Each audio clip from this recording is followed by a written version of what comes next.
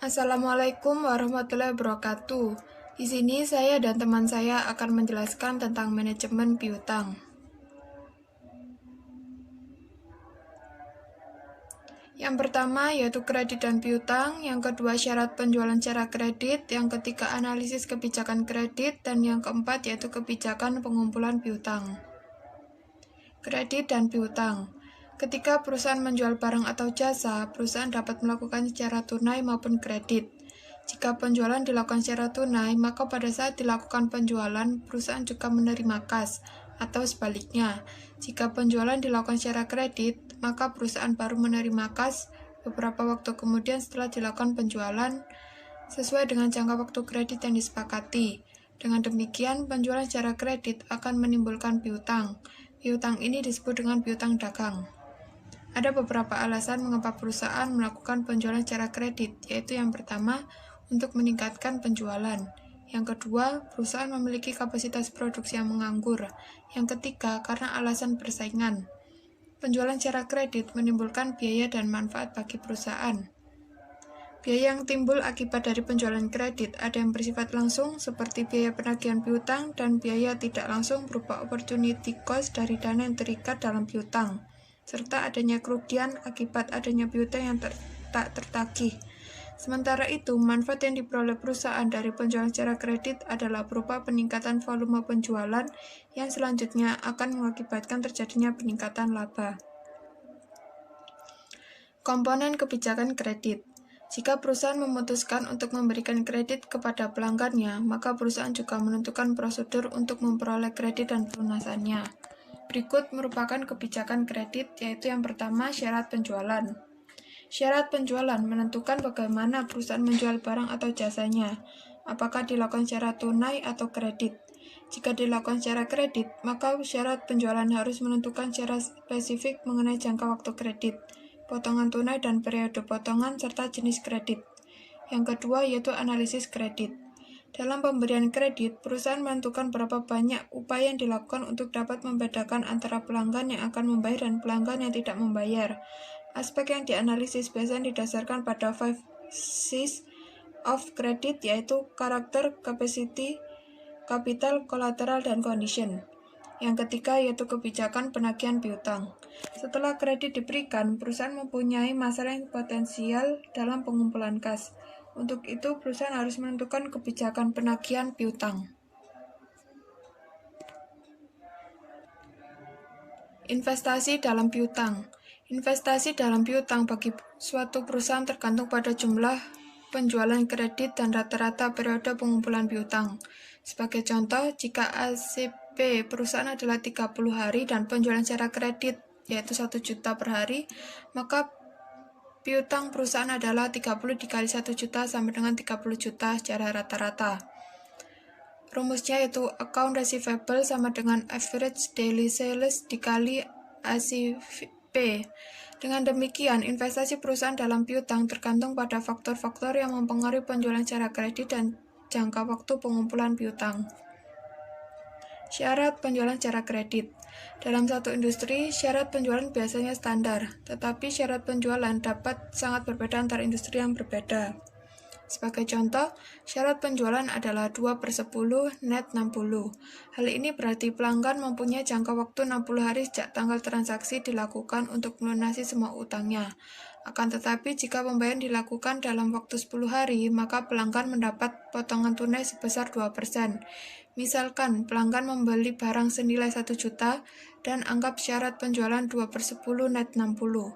Pelanggan mempunyai pilihan untuk membayar dalam 10 hari sebesar 1 juta dikali 1 dikurangi 0,02 sama dengan 980.000 atau membayar 1 juta dalam waktu 60 hari. Berikut merupakan syarat penjualan mencakup 3 unsur yang berbeda, yaitu jangka waktu kredit, potongan tunai, dan periode potongan, serta jenis kredit. Yang pertama, jangka waktu kredit. Merupakan lamanya waktu saat penjualan dilakukan sampai dengan pelanggan harus melunasi semua utangnya. Jangka waktu kredit sangat bervariasi. Tanggal nota merupakan awal periode kredit, biasanya merupakan tanggal saat barang dikirim, bukan merupakan tanggal saat barang diterima pembeli. Seasonal dating. kadang-kadang dipakai untuk mendorong penjualan barang-barang musiman ketika tidak musimnya. Dalam hal ini, barang dikirim lebih dahulu, tetapi invoice ditanggali kemudian. Misalnya, barang dikirim Januari dengan syarat 2/10 net 30, invoice baru ditanggali 1 Mei saat mulainya jangka waktu kredit. Cara ini dapat mendorong pelanggan memesan barang lebih awal. Terdapat beberapa faktor yang mempengaruhi lamanya jangka waktu kredit, yaitu jangka waktu persediaan pembeli dan siklus operasi. Di samping dua faktor tersebut, terdapat beberapa faktor lainnya, yaitu jenis barang yang dihasilkan, permintaan konsumen, biaya profitabilitas dan standarisasi, resiko kredit, besarnya transaksi, persaingan, dan jenis pelanggan. Yang pertama yaitu jenis barang yang dihasilkan atau dijual. Untuk barang-barang yang tidak tahan lama atau harus sampai di konsumen dalam keadaan segar seperti makanan, jangka waktu kreditnya biasanya lebih pendek dibandingkan dengan barang yang tahan lama. Yang kedua yaitu permintaan konsumen. Barang-barang yang sudah dikenal baik oleh konsumen biasanya perputarannya cepat dan jangka waktu kreditnya lebih pendek dibandingkan dengan barang baru yang perputarannya lambat sehingga jangka waktu kreditnya lebih lama. Yang ketiga, biaya, profitabilitas, dan standarisasi. Semakin murah barang, semakin pendek jangka waktu kredit. Demikian juga semakin rendah profitabilitas dan semakin terstandarisasi suatu barang, semakin pendek jangka waktu kreditnya. Yang keempat yaitu resiko kredit. Semakin besar resiko kredit dari pembeli, semakin pendek jangka waktu kredit. Yang kelima yaitu besarnya transaksi. Semakin kecil jumlah transaksi, semakin pendek jangka waktu kreditnya dan sebaliknya. Yang keenam yaitu persaingan. Semakin ketat persaingan pasar yang dihadapi penjual, jangka waktu kreditnya semakin panjang, atau sebaliknya. Yang ketujuh yaitu jenis pelanggan. Penjual dapat menawarkan jangka waktu kredit yang berbeda untuk pembeli yang berbeda. Selanjutnya yaitu potongan tunai. Merupakan bagian dari syarat penjualan yang diberikan kepada pelanggan yang membayar dalam periode potongan. Hal ini dimaksudkan untuk mendorong pelanggan membayar lebih cepat dari jangka waktu kredit. Potongan tunai akan mempunyai dampak pada berkurangnya jumlah piutang di satu sisi dan perusahaan harus membandingkannya dengan besarnya biaya potongan di sisi lain. Untuk memahami pentingnya potongan tunai bagi pembeli, berikut ini akan dibahas contoh dengan syarat penjualan 2/10 net 30. Apakah potongan 2% tersebut menarik bagi pembeli untuk membayar lebih cepat? Anggap pembeli membeli barang senilai 1 juta, pembeli dapat membayar 980.000 dalam jangka waktu 10 hari atau menunggu 20 hari dan membayar 1 juta. Hal ini jelas berarti pembeli meminjam 980.000 selama 20 hari dan membayar bunga 20.000.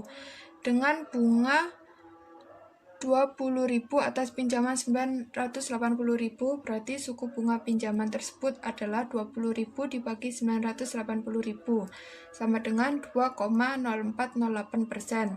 Tampaknya cukup rendah, tetapi harus diingat suku bunga tersebut untuk jangka waktu 20 hari. Ada 365 dibagi 20 sama dengan 18,25 periode dalam 1 tahun. Jika pembeli tidak mengambil kesempatan untuk memperoleh potongan tunai, berarti pembeli membayar suku bunga efektif tahunan.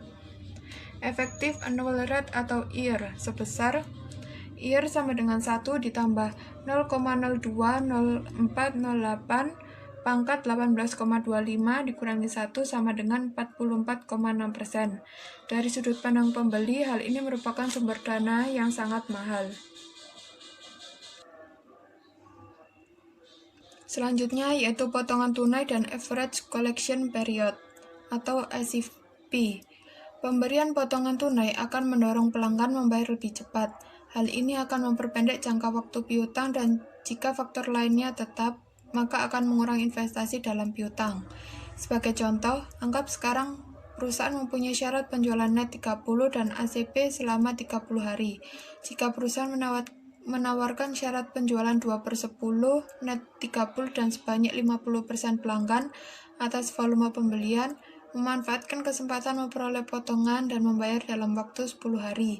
Sedangkan jika membayar dalam waktu 30 hari, berapa ACP setelah perubahan kebijakan kredit tersebut. Jika penjualan perusahaan sebanyak 15 juta setiap tahun sebelum potongan, apa yang terjadi dengan piutang? Jika dianggap 50%, pelanggan membayar dalam waktu 10 hari dan sisanya membayar dalam waktu 30 hari, maka ACP yang baru adalah ACP baru sama dengan 0,50 dikali 10 hari ditambah 0,50 dikali 30 hari sama dengan 20 hari. Dengan demikian, ACP mengalami penurunan dari 30 hari menjadi 20 hari. Rata-rata penjualan per hari adalah 15 juta dibagi 365 sama dengan 41.096 rupiah. Dan piutang akan berkurang sebesar 41.096 rupiah dikali 10 sama dengan 410.960 rupiah. Selanjutnya yaitu jenis kredit. Kebanyakan kredit dagang yang ditawarkan merupakan open account. Hal ini berarti bukti formal kredit adalah berupa invoice yang dikirim bersamaan dengan pengiriman barang dan ditandatangani pembeli sebagai bukti barang telah diterima. Setelah itu, penjual mencatat di masing-masing rekeningnya. Perusahaan dapat meminta pelanggan untuk menandatangani promissory note yang biasanya digunakan untuk nilai transaksi yang besar dan tidak ada potongan tunai yang ditawarkan, atau ketika perusahaan memperkirakan akan terjadi masalah dalam pelunasan. Salah satu permasalahan dalam promissory note adalah penandatanganan dilakukan setelah barang dikirim. Salah satu cara untuk mendapatkan komitmen kredit dari pelanggan sebelum barang dikirim adalah dengan commercial draft.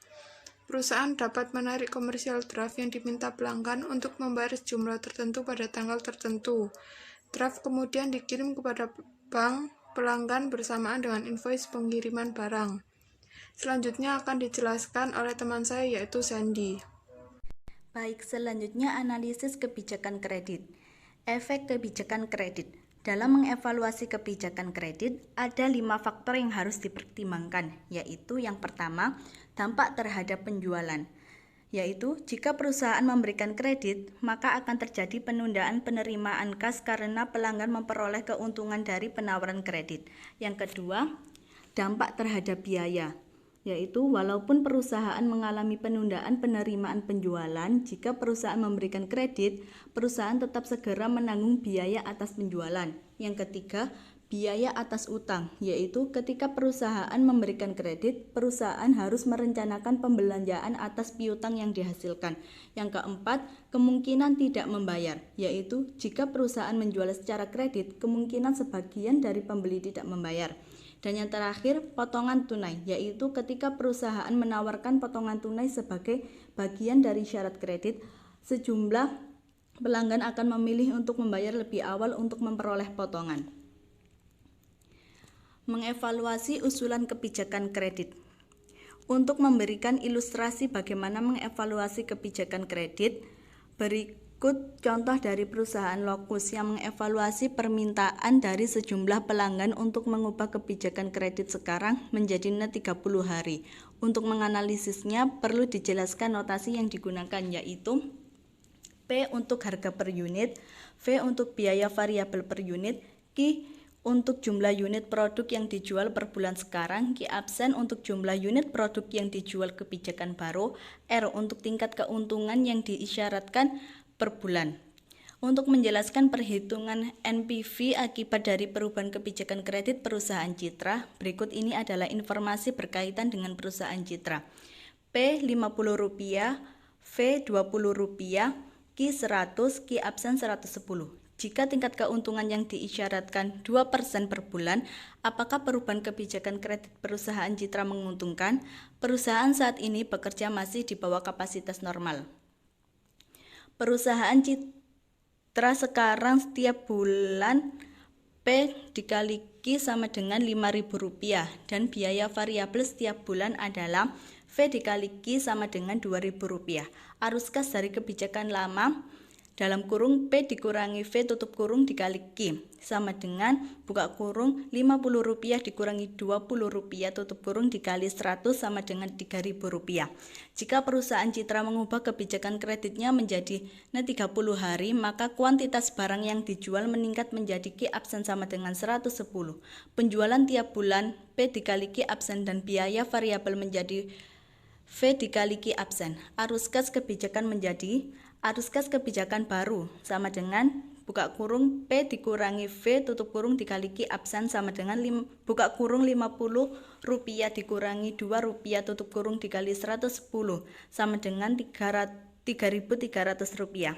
Incremental arus kas sama dengan buka kurung P dikurangi V tutup kurung dikali buka kurung Q absen dikurangi Q tutup kurung sama dengan buka kurung Rp50 dikurangi Rp20 tutup kurung dikali buka kurung 110 dikurangi 100 tutup kurung sama dengan Rp300. Nilai sekarang dari arus incremental adalah PV sama dengan P dikurangi V tutup kurung dikali Q absen dikurangi Q absen dibagi R.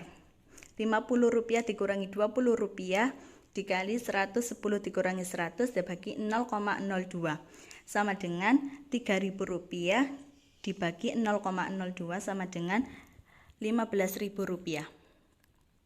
Kemudian biaya perubahan kebijakan kredit. Ada dua komponen yang harus dipertimbangkan dalam menghitung biaya dari perubahan kebijakan kredit.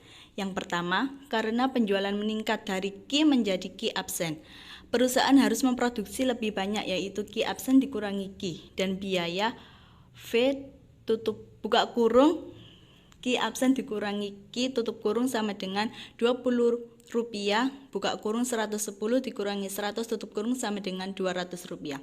Kedua, penjualan yang dapat dikumpulkan menjadi kas pada bulan ini berdasarkan kebijakan sekarang. P dikali Q sama dengan Rp50 dikali Rp100 sama dengan Rp5.000. Tidak bisa dikumpulkan sampai dengan 30 hari. Kemudian berdasarkan kebijakan baru, besarnya biaya perubahan kebijakan adalah biaya perubahan kebijakan sama dengan P dikali Q ditambah V buka kurung Q absen dikurangi Q tutup kurung sama dengan Rp5.000 ditambah Rp200 sama dengan Rp5.200. NPV dari perubahan kebijakan adalah NPV sama dengan min P dikurangi Q ditambah V buka kurung Q absen dikurangi Q tutup kurung ditambah buka kurung P dikurangi V tutup kurung dikali buka kurung Q absen dikurangi Q tutup kurung dibagi R sama dengan minus Rp5.200 dikurangi Rp15.000 sama dengan Rp9.800. Karena NPV perubahan kebijakan kredit positif, maka perubahan kebijakan kredit adalah menguntungkan perusahaan Citra. Informasi kredit. Jika perusahaan membutuhkan informasi kredit atas pelanggan, ada sejumlah sumber informasi yang dapat dimanfaatkan perusahaan. Di antaranya, yang pertama, laporan keuangan. Perusahaan dapat meminta perusahaan pelanggan untuk menyediakan laporan keuangannya, seperti neraca, laporan laba rugi, dan sebagainya. Yang kedua, laporan kredit. Berkaitan dengan laporan kredit masa lalu perusahaan pelanggan dalam pembayaran kredit. Berkaitan dengan informasi ini, sedikit perusahaan yang menjual informasi historis kredit perusahaan. Yang ketiga, bank. Bank biasanya memberikan bantuan kepada perusahaan yang menjadi nasabahnya dalam menyediakan informasi tentang kredit perusahaan lainnya. Dan yang terakhir, catatan, berupa catatan perusahaan pelanggan di masa lalu. Tidak ada rumus yang pasti untuk menilai kemungkinan pelanggan tidak membayar. Namun demikian, ada 5 faktor klasik yang dikenal dengan 5 C's of credit yang biasanya dievaluasi untuk mengetahui kelayakan pelanggan untuk diberikan kredit, yaitu yang pertama, karakter. Berkaitan dengan niat pelanggan untuk memenuhi kewajibannya. Yang kedua, capacity, yaitu berkaitan dengan kemampuan pelanggan untuk memenuhi kewajibannya sehubungan dengan kredit yang diterima.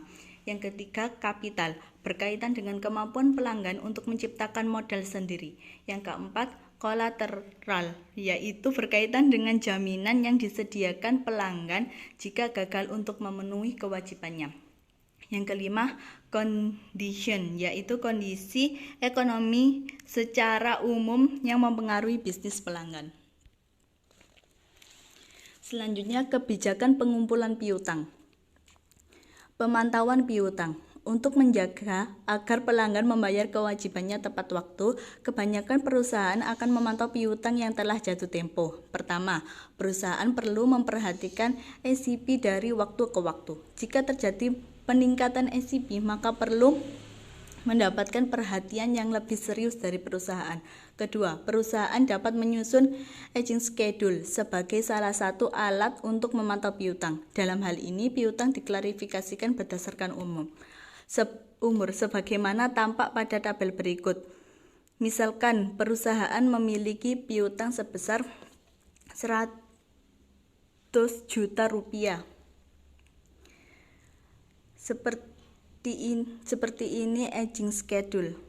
Apabila perusahaan menetapkan jangka waktu kredit 60 hari berdasarkan tabel di atas, maka sebanyak 25% dari piutang telah terlambat pembayarannya. Apakah ini merupakan masalah bagi perusahaan? Tergantung pada karakteristik dari perusahaan pelanggan.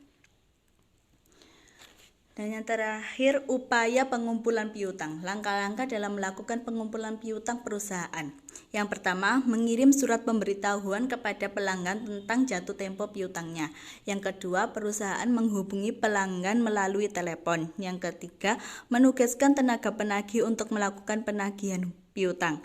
Dan yang terakhir, melakukan upaya hukum untuk melakukan penagihan. Sekian dari kelompok kami. Maaf apabila ada kekurangan atau salah kata. Wassalamualaikum warahmatullahi wabarakatuh.